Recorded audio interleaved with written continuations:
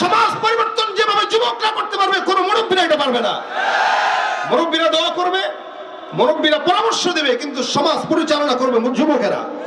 আগামীর বাংলাদেশ যুবকদের হাতে দিয়ে দেন না, দেখেন বাংলাদেশের রূপ চেঞ্জ হয়ে যাবে, পরিবর্তন হয়ে যাবে ইনশাআল্লাহ। এটা কি সত্য বললাম না মিথ্যা বললাম? বুড়ারা তো জান্নাতেও যাবে না, এরা তাহলে দুনিয়াতে এদের তো পাওয়ার কিসের আবার? পাওয়ার সব আমাদের দুনিয়াতেও জান্নাতেও। যেমন বলে এই কাকা জান্নাতে যেতে পারবে না, এই কাকাও পারবে না, ওই কাকাও পারবে না। এখন বলেন কেন জান্নাতে যাবে না? ওনাদের মতো যারা বুড়ো আছে কেউই জান্নাতে যাবে না। কথা কয় না? ঠিক কি বুঝা বলছেন না না বুঝা বলছেন? ভাই দেখেন, নবী করিম সাল্লাল্লাহু আলাইহি ওয়াসাল্লামের কাছে এক বৃদ্ধ এসে ডাক দিয়ে বলতেছে, হুজুর আমি তো আল্লাহর জান্নাত চাই। রাসূল বলতেছেন, জান্নাত তোমার কপালে জুটবে না। বেচারি পেরেশানিতে পড়ে গেছে, কান্না শুরু করে দিয়েছে। নবী করিম সাল্লাল্লাহু আলাইহি ওয়াসাল্লাম কিছুক্ষণ পর বললেন, শোনো, তোমার মতো বুড়াকে আল্লাহ জান্নাতে দিয়ে কি করবে? না গোস্ত চাবাইতে পারবা, না মজা করে পান খাইতে পারবা, দাঁত থাকবে না, হুর দিব, এতগুলা কি করবো তুমি এগুলো নিয়ে সাদা রাখবার বাড়িতে? এই জন্য তোমাকে যখন জান্নাতে দিবে তখন 30 বছরের জোয়ান বানায় জান্নাতে ঢুকাই দিবে। সুবহানাল্লাহ। তার মানে ইনারা যাবে না, কিন্তু ইনারা যখন যাবে তখন আমাদের মতো হয়ে যাবে। এই জন্য ভাই জওয়ানদের কারবার চলে, বুড়া লোকদেরকে এমপি বানাবেন, মন্ত্রী বানাবেন, এরা সমাজের সেবা করতে পারবে না। কেন? প্যান্টের ঠিক নাই, ওর নিজের হালতে দুর্বল, ও প্রত্যেক দিন এক অজুতে 3 বার পানি লাগে, কারণ অজু ভেঙে যায়, হস ঢিলা। এর আগে আমি আরো 10 বছর আগে একটা ভিডিওতে দেখেছিলাম, কোনো এক এমপি না মন্ত্রী যেন বক্তব্য দিতে যায়, প্যান্ট খুলে গেছে। তো পাশ থেকে একজন কয় স্যার স্যার গেল, আরেকজন এই কয় স্যারের উঠাই দিছে টান দিয়া। স্যারের বক্তব্য দিতে দিতে প্যান্ট খুলে গেছে, স্যারের হুঁশ নাই। স্যার নিজের প্যান্টের হুঁশ রাখে না, জনতার হুঁশ কেমনে রাখবে? এই সমাজের দায়িত্ব যুবকদের কাছে দিয়ে দেন। সমাজ পরিবর্তন যেভাবে যুবকরা করতে পারবে কোন মুরব্বীরা এটা পারবে না। মুরব্বীরা দোয়া করবে, মুরব্বীরা পরামর্শ দেবে, কিন্তু সমাজ পরিচালনা করবে যুবকেরা। আগামীর বাংলাদেশ যুবকদের হাতে দিয়ে দেন না, দেখেন বাংলাদেশের রূপ চেঞ্জ হয়ে যাবে, পরিবর্তন হয়ে যাবে ইনশাআল্লাহ। এটা কি সত্য বললাম না মিথ্যা বললাম? বুড়ারা তো জান্নাতেও যাবে না, এরা তাহলে দুনিয়াতে এদের তো পাওয়ার কিসের আবার? পাওয়ার সব আমাদের দুনিয়াতেও জান্নাতেও। কথা বলেন ঠিক কিনা? এই যুবকরা রেডি করে একটু তাকবীর দিয়ে লিল্লাহি তাকবীর, আল কোরআনের আলো। দেখছেন যুবকদের আওয়াজ? দেখছেন? এখন বুড়া 5টারে দাঁড়া করে দিলে পারবে এটা? না, মুরব্বীরা পারবেন না এটা, কারণ ওনারা এক সময় পারছিলেন, ওনারাও এক সময় আমাদের মতো কাঁপাইছিলেন, কিন্তু এখন আর নাই। আবার আমরা এখন কাঁপাই দিছি, এক সময় আমরাও থাকবো না। ও ভাই আমার ওয়াজ শুনতে একটু বয়স হবে কিনা ভাই? এটা বাস্তবতা, এটা দুনিয়ার হাল। আল্লাহ পাক জান্নাতে ওটা রেখেছেন। জান্নাতে কোনো মানুষ বুড়া হবে না, চির যৌবন এবং চির যৌবন উভয়টাই কোথায় থাকবে? বলেন না জোরে। ওই যে পিছনের লোকরা বলে না, বলেন উভয়টা কই থাকবে? জান্নাতে থাকবে। জান্নাতে চিরজীবন, চির যৌবন। চির যৌবন পাইলে এবং দুনিয়াতে মানুষ যৌবন কয় বছর পায় ভাই বলেন? 18 বছর থেকে শুরু হয়, থাকে আর কয় বছর? মনে করেন 45-50 পর্যন্ত যৌবন, একটা 50ও থাকে না।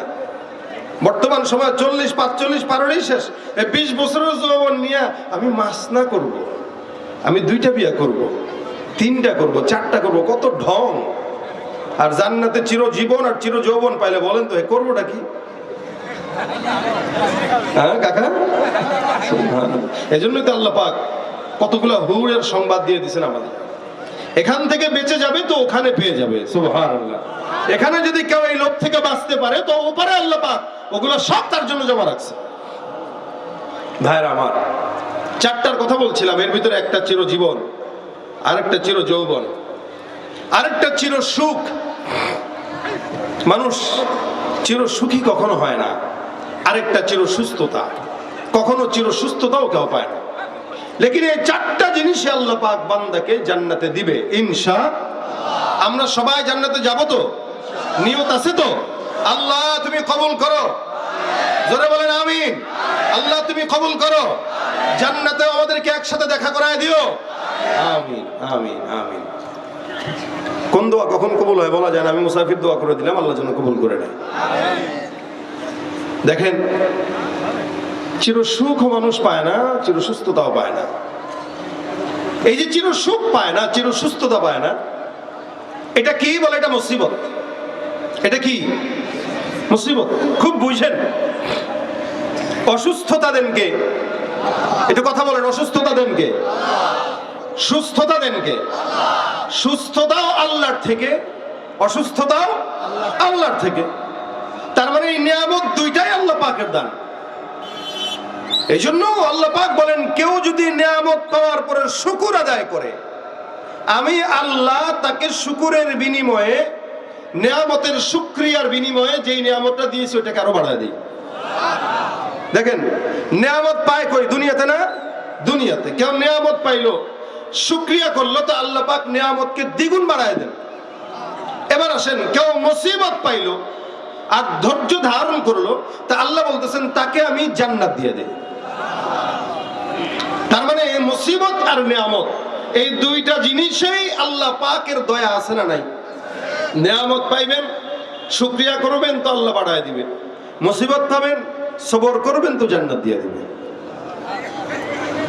এই জন্য আল্লাহ পাক বলেন, আল্লাযী খালাকাল মাউতা ওয়াল হায়াতা লিয়াবলুয়াকুম আইয়ুকুম আহসানু আমালা। আল্লাযী খালাকাল মাউতা ওয়াল হায়াতা লিয়াবলুয়াকুম আইয়ুকুম আহসানু আমালা। আমার আল্লাহ পাক রব্বুল আলামিন বলেন, জমিনের মধ্যে, আসমানের মধ্যে, জমিনের মধ্যে, এই গোটা পৃথিবীর ভিতরে বান্দাকে আমি আল্লাহ পাক রব্বুল আলামিন সৃষ্টি করলাম।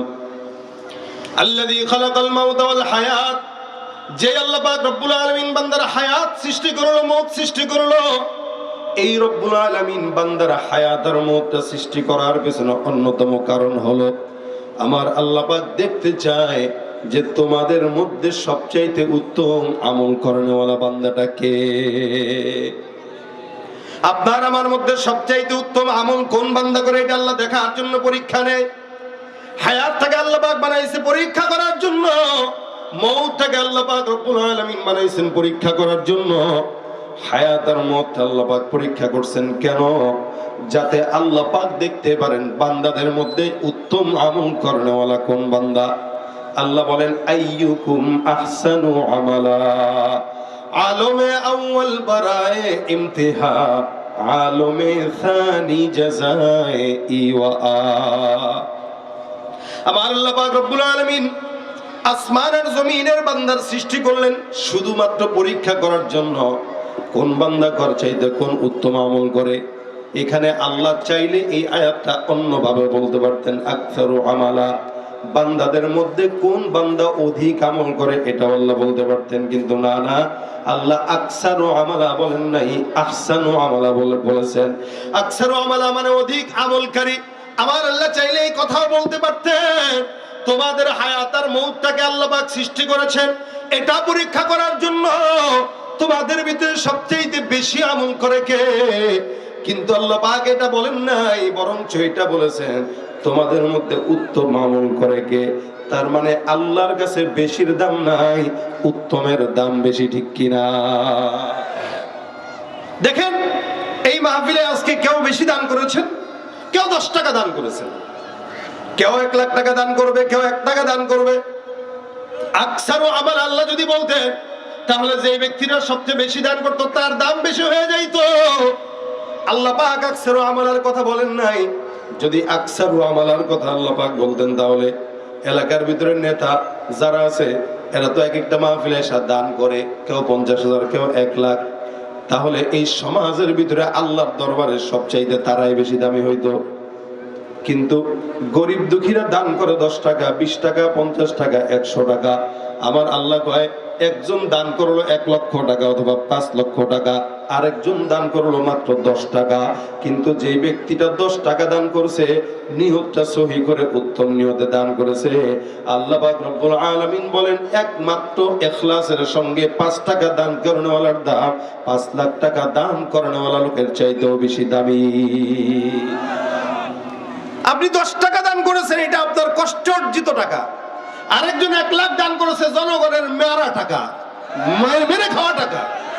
জনগণের মেরে খাওয়া টাকা, টেবিলের নিচ দিয়া ঘুষের টাকা, সিগনেচার দিয়া সুদের টাকা, ঘুষের টাকা দিয়া কোটি টাকা কিয়ামত পর্যন্ত দান করলেও চার আনার কোনো ফায়দা নাই। আর রিকশাওয়ালা 5 টাকা দান করলেও সেটার দাম আছে, বরকত আছে। এই জন্য আল্লাহ পাক আকসারু আমালার কথা বলেন নাই। আমার আল্লাহ বলেন আহসানু আমালা, কার নিয়ত কত সহি। কারণ রাসূল সাল্লাল্লাহু আলাইহি ওয়াসাল্লাম হাদিসের মধ্যে বলেন আখলিস দীনাকা ইয়াকফিকাল আমালুল কলিল, তুমি তোমার অন্তরটাকে সহি করো, নিয়তটাকে সহি করো, ইখলাসটাকে তাকওয়ার মাধ্যমে ঢুকায় নাও। তোমার অন্তর যদি পরিপূর্ণ ইখলাস ওলা হয়, আল্লাহর নবী সাল্লাল্লাহু আলাইহি ওয়াসাল্লাম বলেন একটা ঈমানদার বান্দা তাকওয়ার সঙ্গে ইখলাসের সঙ্গে আমল যতই কম করুক না কেন, আল্লাহর ওই বান্দার অল্প আমলটাই নাজাতের জন্য যথেষ্ট হয়ে যাবে। এই জন্য পরিচ্ছন্ন ঈমানের অনেক দাম।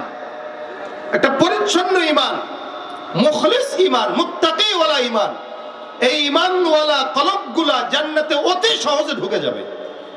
কোনো হিংসা নাই যে কলবে। কাজ নামাজ 2 রাকাত পড়তেছে, যেটা পড়তেছে ওটা আল্লাহর জন্যই পড়তেছে। এদিক দিয়ে তাহাজ্জুদ পড়ে পড়ে উল্টায় ফেলতেছে, কখনো কখনো কপালে দাগ বসায় ফেলছে, কিন্তু হিন্দুদের পূজায় যায় আবার সিন্নি খাইতে যায়।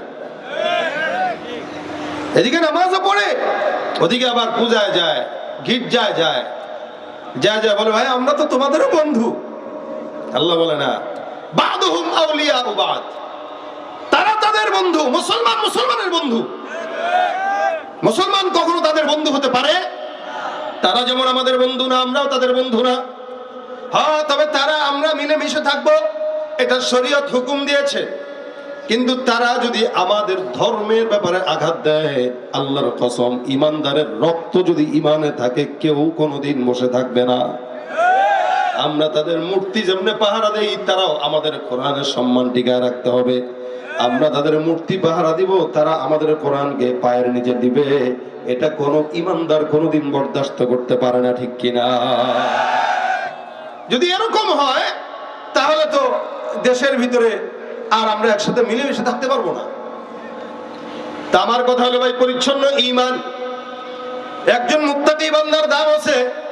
আল্লাহ পাক রব্বুল আলামিন বলেন আমি বান্দাকে পরীক্ষা করব কোন বান্দার নেক কত বেশি, আমল কত বেশি, কোন বান্দার সুন্দর আমল বেশি, এটা দেখার জন্য। আমল কত বেশি এটা দেখার জন্য না। কারণ একটা ইমানদার বান্দা সবরের পরেও যদি ধৈর্য ধারণ করে, এই বান্দাকে আমি আল্লাহ পরীক্ষা নেব 4টা জিনিসের মাধ্যমে, 5টা জিনিসের মাধ্যমে।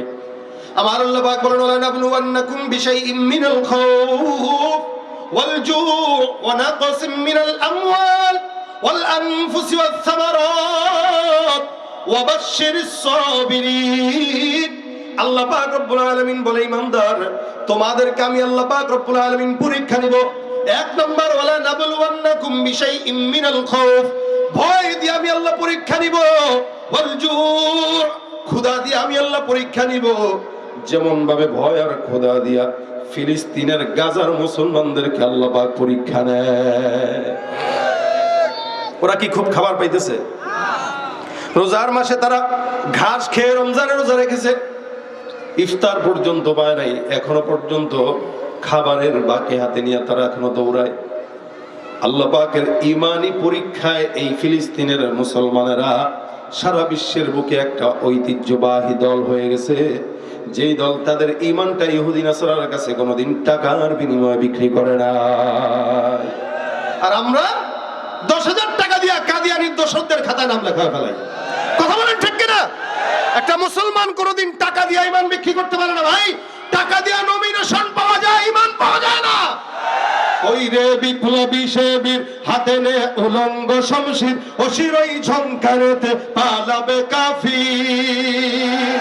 ওই রে বিপ্লবী সেবীর হাতে নে উলঙ্গ শমশির, অশিরই ঝংকারেতে পালাবে কাফির। ছুটে আয় বদলা নিতে ওই জালিমের ভুলে জাহায়াত, পেরিয়ে রক্ত ভেজা পথ এ পথে আসবে হুকুমত, পেরিয়ে রক্ত ভেজা পথ এ দেশে আসবে খেলাফত। এ পথের মাঝেতে আছে গোজালি জাতির ভবিষ্যৎ, পেরিয়ে রক্ত ভেজা পথ। ঠিক কিনা?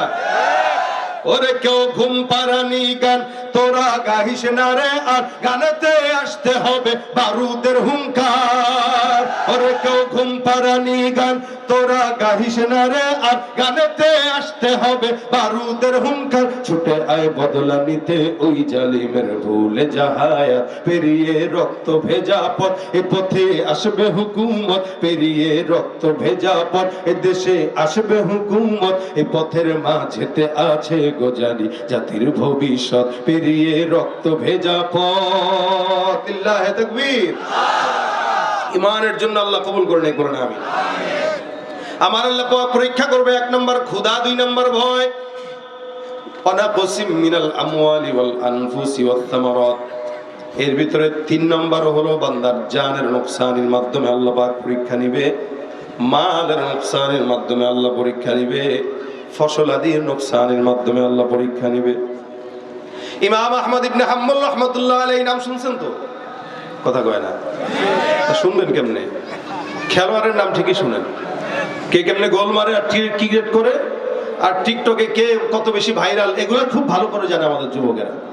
কিন্তু সাহাবা একরাম, আকাবির, আসলাফ, ইমাম, সালফে সালিহিনদের নাম আমরা জানি না বললেই চলে। সেদিন ইউটিউবে দেখলাম একজনকে জিজ্ঞাসা করছে ফজরের নামাজ কয় রাকাত? সরি আমি এখনো ছোট তো জানি না। সে ছোট, তার মানে বয়স কত তার? আর না হলে মিনিমাম বয়স 18-19 বছর। আমি ছোট এখনো, তাই জানি না। তো বাপে নামাজ পড়ে না, মা পড়ে না, তো কি হবে? আর যেই মারা সন্তানরে পেটে দিয়া ইন্ডিয়ান আর হিন্দি ইংলিশ মুভি দেখবে, ওই মায়ের গর্ভে তো এই সন্তানই আসবে। ইমাম আহমদ ইবনে হাম্বল 4 ইমামের অন্যতম ইমাম। উনি ওনার একটা কিতাবের ভিতরে একটা ঘটনা উল্লেখ করেছেন। একজন ইমানদার বান্দা, একজন বেঈমান, দুইজন কোন সমুদ্রের মধ্যে গেল মাছ ধরার জন্য। বর্শি নিয়ে বারবার ফেলায়। ইমানদার বান্দা যতবার বর্শি ফেলায় ততবার মাছ উঠে, এরকম নয়, বরঞ্চ সকাল থেকে সন্ধ্যা পর্যন্ত হয়ে গেল, একবারের জন্য মাছ উঠে নেই। অপর সাইডে একটা বেঈমান বান্দা, এই বান্দাটা যতবার বর্শি ফেলায় ততবার তার বর্শিতে মাছ উঠে। বেঈমান মাছ উঠায় আর তাকায়, ইমানদার মাছ উঠায়, কয় আলহামদুলিল্লাহ। ইমানদারের বর্শিটা খালি উঠে, ইমানদার কয় আলহামদুলিল্লাহ। বেঈমানটার বর্শি মাছ নিয়ে উঠে, বেঈমানটা খোঁচা দিয়ে কয় কিরে, তোর রবে তোরে মাছ দিতে পারে না, আর আমি যারে কই সে আমারে মাছ দেয়। ইহুদি নাসারা আল্লাহকে বিশ্বাস করে কিন্তু আল্লাহর সঙ্গে আবার শরীক করে নেয়, যার কারণে তারা মূর্তি পূজা করে, সূর্যের পূজা করে, চন্দ্রের পূজা করে, গাছের পূজা করে। আর মুসলমান যারা আছে তারা আল্লাহ ছাড়া কারো ইবাদত করে না, ঠিক কিনা? দুইজনের ভিতরে কম্পিটিশন লাগছে, কে কত বেশি মাছ ধরবে। ইমানদার পায় না আর সে খালি হয় না, ততবার আসে। সন্ধ্যার সময় ইমানদার কয় মালিক, এই আল্লাহ তোমাকে ডাকে না, এরপরেও তুমি তাকে মাছ দিলা, সারাদিন আমাকে দাও নাই। মালিক তুমি যদি আমাকে না দিয়া খুশি থাকো, আল্লাহ আমারও তুমি যদি না দিয়া খুশি থাকো, তাহলে আমিও খুশি, আলহামদুলিল্লাহ। এটাই তো ইমানদারের কাজ। তুমি যদি আমার